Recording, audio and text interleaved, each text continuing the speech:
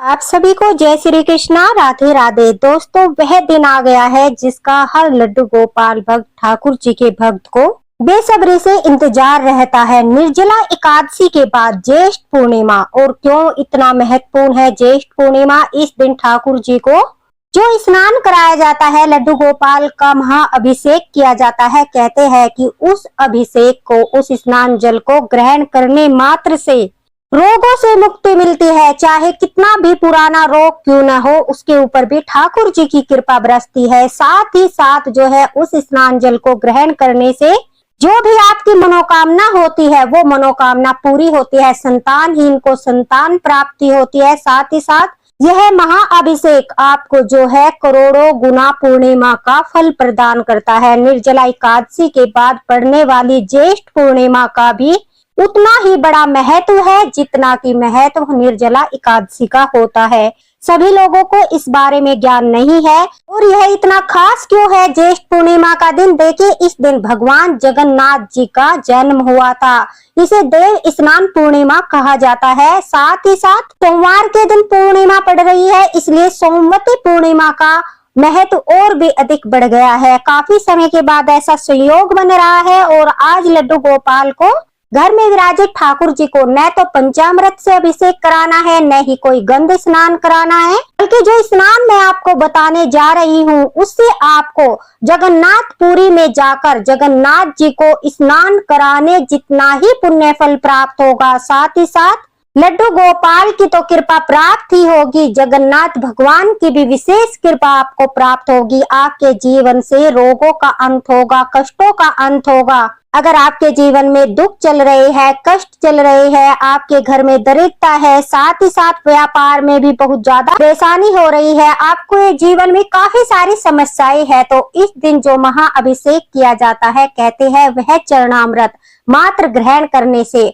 और अपने घर में छिड़कने से काफी सारी आपकी समस्याएं दूर हो जाएगी। ठाकुर जी की कृपा इस प्रकार से बरसेगी कि आपने सोचा भी नहीं होगा। तो वीडियो में मैं आपको संपूर्ण जानकारी दूंगी, शास्त्रीय विधि बताऊंगी। अगर आप पूर्णिमा का व्रत भी नहीं करते तो मात्र यह ठाकुर जी का स्नान करा दीजिए, यह सेवा कर लीजिए, उसके पश्चात यह स्नान जल ग्रहण कर लीजिए और अपने घर, दुकान, सभी जगह यह जल छिड़क दीजिए। आपकी जो भी मनोकामना है, ठाकुर जी की कृपा हुई तो अवश्य ही पूरी होगी। तो देखिए, वीडियो में आप देख सकते हो।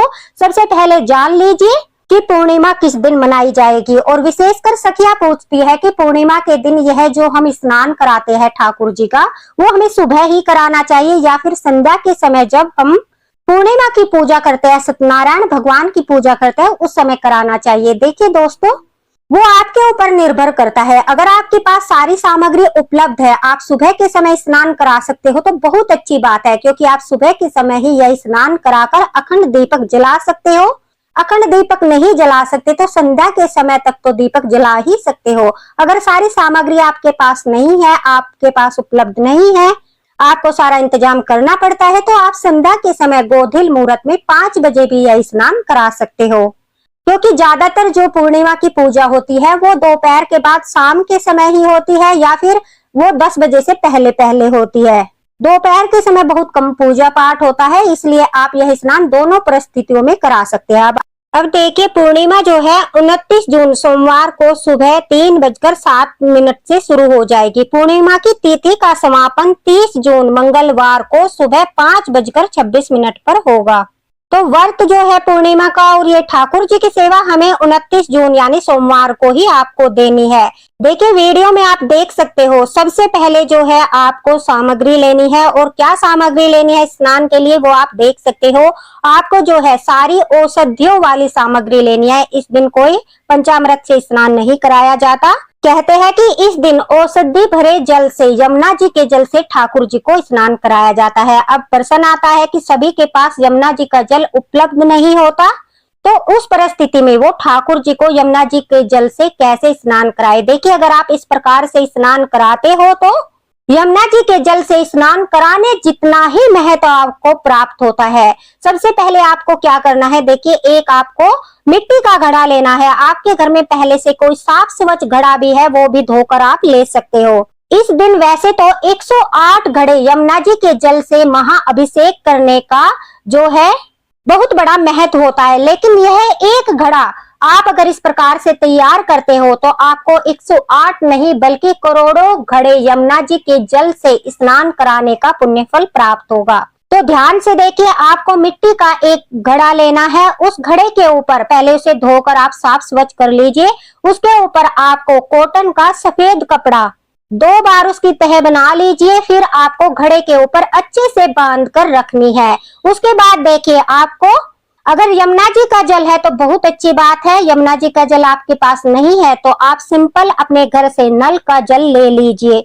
घड़े को आप सजा भी सकते हो, ठाकुर जी के लिए कलर से सजा सकते हो, चंदन से सजा सकते हो। फिर उस जल को लेकर आपको जो है यमुना माता का ध्यान करना है। मानसिक रूप से आपको उनका ध्यान करना है।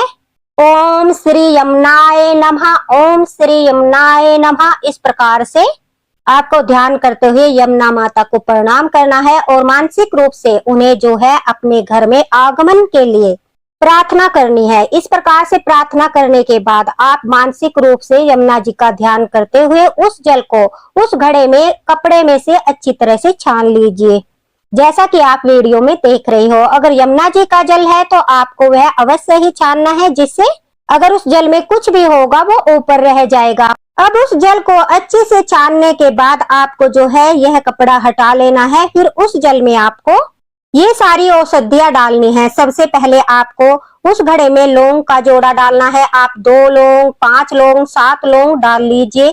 उसके बाद आपको थोड़ी सी इलायची जरूर डालनी है। आपको तुलसी दल या तुलसी की मंजीरी आपको अवश्य डालनी है। तुलसी दल नहीं है, तुलसी माला डाल सकते हो, तुलसी की सूखी लकड़ी डाल सकते हो, लेकिन हो सके तो आप तुलसी के पत्ते और मंजीरी अवश्य डाल लीजिए। जो खड़े मसाले आते हैं उसमें आपको बहुत सारी चीजें मिल जाएगी, जैसे आपको दालचीनी मिल जाएगी और काफी सारी चीजें आपको मिल जाएगी। उसमें से आप एक एक करके सभी चीजें डाल लीजिए। उसके बाद देखिए, आपको हल्दी जरूर डालनी है। हल्दी जो होती है वो रोग नाशक होती है और सबसे बड़ी औषधि होती है और महालक्ष्मी का प्रतीक होती है, इसलिए हल्दी जरूर डालनी है। थोड़ी सी शक्कर या चीनी भी आपको जरूर डालनी है।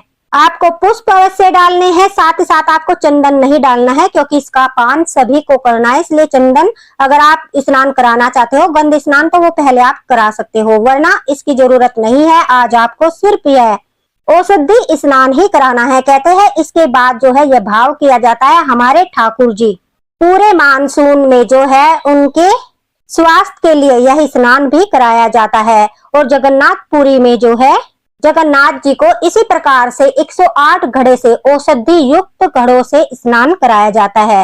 तो उसके बाद देखिए, आपको जो है अपने घड़े को एक अच्छे से कॉटन के व्हाइट या फिर येलो कपड़े से कवर कर लेना है। यह प्रक्रिया आपको स्नान कराने से 2-3 घंटे पहले करानी है। अगर आप सुबह स्नान कराना चाहते हो तो रात के समय आपको यह औषधि वाला जल बनाकर रखना है। तो फिर उसके बाद ये सारी चीजें डालने के बाद आप जो है उस कपड़े से कवर करके अपने घड़े को अच्छे से कलावे से बांध दीजिए। स्नान कराने से पहले आपको जो है इस घड़े की पूजा भी जरूर करनी है, क्योंकि यह औषधि से भरा हुआ घड़ा है। हमने बड़े प्रेम के साथ ठाकुर जी के लिए तैयार किया है और यमुना महारानी इसमें विराजमान है, इसलिए हम बड़े प्रेम के साथ आदर सम्मान के साथ इस घड़े का पूजन भी करते हैं। स्नान कराने से पहले ठाकुर जी को आप जो है घड़े के सामने दीपक जला लीजिए, धूप जला लीजिए। फिर आरती और धूप दिखाकर आप जो है घड़े के सामने पुष्प समर्पित कीजिए, यमुना महारानी का ध्यान कीजिए और ठाकुर जी से प्रार्थना कीजिए कि प्रेम पूर्वक हम आपके महाअभिषेक के लिए यह औषधि का घड़ा तैयार किया है, इसे स्वीकार करना और जो भी आपकी मनोकामना है वो मनोकामना को ध्यान में रखते हुए ओम नमो भगवते वासुदेवाय नमः इस प्रकार से जाप करते हुए आपको जो है ठाकुर जी को स्नान कराना है। यह घड़े का जल बहुत ही शीतल हो जाता है, पवित्र हो जाता है, बहुत ही अच्छा हो जाता है। अगर आप रात को यह घड़े का जल तैयार करना भूल जाए तो दोस्तों आप स्नान कराने से 1-1.5 घंटा पहले भी यह घड़े का जल तैयार कर सकते हो। और इस प्रकार से स्नान कराने से आपको जो है 108 घड़े से स्नान कराने का नहीं बल्कि हजारों करोड़ों घड़े से स्नान कराने का पुण्य फल प्राप्त होता है। घड़े पर चंदन से आप सात्विक बना लीजिए या टीके लगा लीजिए। बड़े सम्मान के साथ आपको घड़े का पूजन करना है, ऐसा भाव रखना है मानसिक रूप से। आपने चाहे सिंपल जल डाला हो या यमुना महारानी का जल डाला हो कि इसमें यमुना महारानी विराजमान है, उसी जल से आज हम ठाकुर जी का महाअभिषेक करने वाले हैं। इस प्रकार से आप घड़े के जल से ही ठाकुर जी का मंत्र बोलते हुए ठाकुर जी को स्नान कराना है। इस प्रकार से स्नान कराने के बाद आपको यह जल एक पात्र में लेकर पूरे घर में छिड़कना है। आपका व्यापार है, दुकान है, वहां पर छिड़क सकते हो। अब इस स्नान जल को आपको घर के सभी सदस्यों को प्रसाद के रूप में देना है। कहते हैं कि जो भी मनोकामना आपके मन में है, उस मनोकामना को रखते हुए अगर आप इस स्नान जल का पान करते हो तो ठाकुर जी की असीम कृपा प्राप्त होती है और व्यक्ति की हर मनोकामना पूरी होती है। तो इस प्रकार से आपको ज्येष्ठ पूर्णिमा के दिन, सोमवती पूर्णिमा के दिन ठाकुर जी का यह महाअभिषेक अवश्य करना है। साथ ही साथ आपको एक चौकी लगानी है, मंदिर में भी पूजा कर सकते हो। ठाकुर जी का अच्छा सा श्रृंगार करके जो है आप कलश स्थापना कर लीजिए। या तो आप घड़ा भरकर रख सकते हो, आप जो है पीतल का, तांबे का कलश भरकर रख सकते हो, उसके ऊपर मौसमी फल रख सकते हो। कलश स्थापना आपको जरूर करनी है। कलश स्थापना के बाद दीपक जलाकर आप सत्यनारायण भगवान का, विष्णु जी का चित्रपट भी रख सकते हो। गणेश जी भगवान को अवश्य ही विराजमान करें। उसके बाद अपना पूजन प्रारंभ करें। धूप दीप आरती करते हुए ठाकुर जी को वस्त्र रूप में कलावा समर्पित करते हुए चंदन का तिलक लगाइए। साथ ही साथ व्रत कर रहे हो तो व्रत का संकल्प लीजिए। अगर संध्या के समय आप पूजन करते हो तो भी प्रार्थना कीजिए कि हमारा व्रत स्वीकार करे। उसके बाद जो है हम ठाकुर जी को भोग लगाते हैं। इस दिन जो है विशेष रूप से खीर का भोग जरूर लगाना चाहिए। ये डेमो वीडियो है, अभी मेरे पास सारे भोग नहीं है, मैं आपको बता देती हूँ। इस दिन मक्खन मिश्री का भोग लगाया जाता है। ठाकुर जी को जो है धनिया पंजीरी बनाकर, जो रोग मुक्त होती है, रोगों से मुक्ति दिलाने वाली होती है धनिया पंजीरी, वो ठाकुर जी को भोग अवश्य लगाना चाहिए। धनिया पंजीरी नहीं बना सकते तो आप आटे का कसार बनाकर, पंचामृत बनाकर ठाकुर जी को भोग लगाइए। चावल की खीर का भोग लगाया जाता है, मखाने की खीर का भोग लगाया जाता है। मौसमी फल में केला, आम, सेब, पपीता या फिर आप जो है खरबूजा, तरबूज, जो भी आपके पास उपलब्ध है फल फ्रूट में वो लगाइए। मेवे की मिठाई का भोग लगाया जाता है।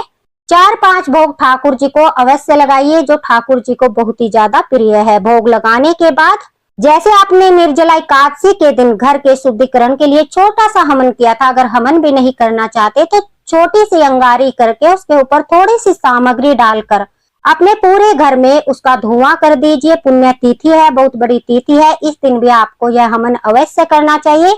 साथ ही साथ मैंने आपको काफी बार यह बताया है कि पितरों की तृप्ति कैसे की जाती है, लेकिन ध्यान रहे अगर आप संध्या के समय पूजन करते हो तो यह पितृ तर्पण आपको सुबह के समय ही करना है। 10 बजे के बाद पितृ तर्पण नहीं करते। 10 बजे से पहले पहले सुबह के समय पितरों का तर्पण किया जाता है। एक लोटा जल में गुड़ और तिल डालकर, थोड़ी सी दुर्वा घास डालकर, गंगा जल और लाल रंग का पुष्प डालकर आपको जो है देव स्थान होता है, जो वहां से जल को छोड़ते हुए यह पितृ तर्पण करना है। इस जल को दक्षिण दिशा में मुख करते हुए आपको पात्र में छोड़ना है। उसके बाद आपको किसी देव वृक्ष में यह जल डाल देना है, जिससे पितरों का तर्पण हो जाता है। जैसे एकादशी को, अमावस्या को, पूर्णिमा को पितृ तर्पण अवश्य करना चाहिए। इससे पितरों से शांति मिलती है, साथ ही साथ पितृ दोष से हमें मुक्ति मिलती है। इस दिन जो है वट सावित्री व्रत भी बहुत जगह किया जा रहा है। अगर आपने वट सावित्री व्रत कर लिया है तो इस दिन फिर भी आप वट वृक्ष में जो है 1 लोटा जल चढ़ाकर आप वहां पर दीपक जलाए, 7 परिक्रमा कर लीजिए। उससे आपको विष्णु भगवान और माता लक्ष्मी का आशीर्वाद भी प्राप्त होगा। इस प्रकार से आपको जो है पूर्णिमा की सारी पूजा विधि करनी है। यह महाअभिषेक आपको अवश्य ही करना है। दान पुण्य आपको अपनी सामर्थ्य के अनुसार करना है। 7 बजे से लेकर 8:30 बजे तक आप चंद्रदेव को अर्घ देकर, गाय माता को रोटी खिलाकर अपने व्रत का पारण कर सकते हो। इस प्रकार से संपूर्ण विधि से अगर आप पूर्णिमा के दिन, ज्येष्ठ पूर्णिमा के दिन ठाकुर जी का अभिषेक करते हो तो आपको महाअभिषेक का पुण्य फल प्राप्त होता है। आपके घर में अगर कोई रोगी है उसे यह जल अवश्य पिलाए, इससे ठाकुर जी की कृपा प्राप्त होगी। साथ ही साथ आपके घर में सुख और समृद्धि का वास होगा। इस दिन तुलसी पत्र नहीं तोड़े जाते, लेकिन तुलसी माता की आराधना अवश्य करनी चाहिए। तुलसी माता जी में दीपक जलाकर, तुलसी माता की परिक्रमा करके तुलसी माता को श्रृंगार भी आप समर्पित कर सकते हो। महालक्ष्मी के लिए भी श्रृंगार समर्पित कर सकते हो। जितना चाहे सत्कर्म आप अपनी इच्छा के अनुसार कर सकते हो, लेकिन यह महाअभिषेक आपको ठाकुर जी का, लड्डू गोपाल का अवश्य करना है। अगर आपके घर में लड्डू गोपाल विराजमान नहीं है, युगल सरकार है तो उनका भी यह महाअभिषेक आप कर सकते हो। तो यह थी ज्येष्ठ पूर्णिमा की संपूर्ण जानकारी। अगर आपको पसंद आई हो तो इसे ज्यादा से ज्यादा शेयर करना ताकि सभी लड्डू गोपाल भक्त ठाकुर जी की कृपा प्राप्त कर सके और अपनी हर मनोकामना को पूरी कर सके। कमेंट बॉक्स में अगर आप कुछ पूछना चाहते हो तो पूछ सकते हो, आपको तुरंत रिप्लाई मिलेगा। दोस्तों इसी के साथ राधे राधे, हरे कृष्णा। मिलते हैं अगले वीडियो में अगले मार्गदर्शन के साथ। ठाकुर जी की कृपा आप सभी पर बनी रहे। कमेंट बॉक्स में राधे राधे जरूर लिखना। आप सभी को ज्येष्ठ पूर्णिमा की हार्दिक शुभकामनाएं। राधे राधे, जय हरिवंश।